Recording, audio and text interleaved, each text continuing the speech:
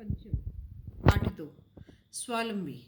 मैंने पिछली कक्षा में तुम लोग को कठिन शब्द, शब्दार्थ, मुख से उनके प्रश्न उत्तर मैं लिखवाई थी, लेकिन अभी हम लोग चलते हैं लेखनी की ओर। अब उसके प्रश्न उत्तर को हम लोग लिखते हैं। तो पहला प्रश्न की ओर आते हैं। माहिर को काम करने में शर्म क्यों महसूस हो रही थी? पहला प्रश्न ध्यान से सुन लेंगे। माहिर को काम करने में शर्म क्यों महसूस हो रही थी? तो इसका ये उत्तर होगा, माहिर को काम करने में शर्म इसलिए महसूस हो रही थी क्योंकि उसने पहले यह काम नहीं किया था और उसे लग रहा था कि गेहूं पिसवाते जाते समय लोग उस पर हंसेंगे।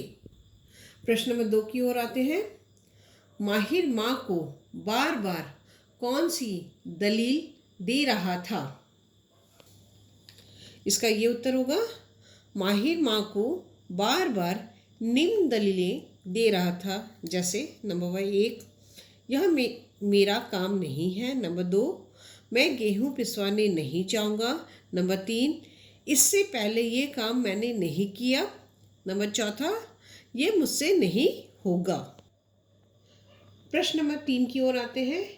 संजय की बात सुनकर माहिर का मुंह क्यों खुला रह गया?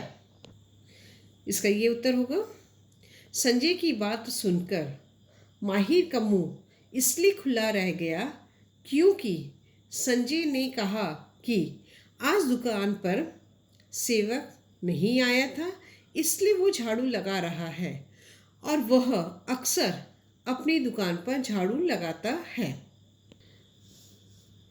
चौथा प्रश्न है, स्वावलंबी होने का सही अर्थ पता लगने पर आपको माहिर में क्या बदलाव दिखाई दिया?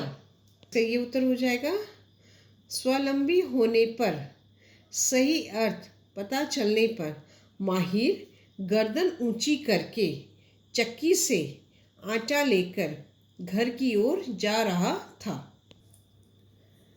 प्रश्न पेज 15 पर बने चित्र में झाड़ू लगाते संजय की मुख पर कैसे भाव थी? प्रश्न नंबर 5 है, एक बार फिर से सुन लेंगे। पेज 15 पर बने चित्र में झाड़ू लगाते संजय के मुख पर कैसे भाव है? मैं तुम्हें पेज बने हुए चित्र भी दिखाती हूँ और साथ में उत्तर भी बताऊंगी। तो बच्चों, पेज नंबर 15 देख लेते हैं। यहाँ पर संजय अपनी दुकान पर झाड़ू लगा रहा है और माहिर उसे देख रहा है।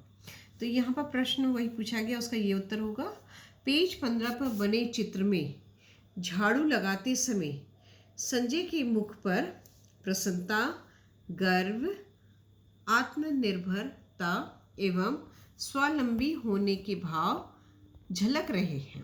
तो ये हो गया तुम लोग के लेखनी से सारे प्रश्न उत्तर। अब थोड़े गृह कार्य की ओर आते हैं। तो तुम लोग गृह कार्य में किया है, सारे पाठ 2 के सभी प्रश्न उत्तर को याद करना है, चाहे वो लेखनी का हो चाहे मुख से हो। सारे प्रश्नों को अच्छी तरह कंठस्थ कर लेना है और याद कर लेना है। धन्यवाद।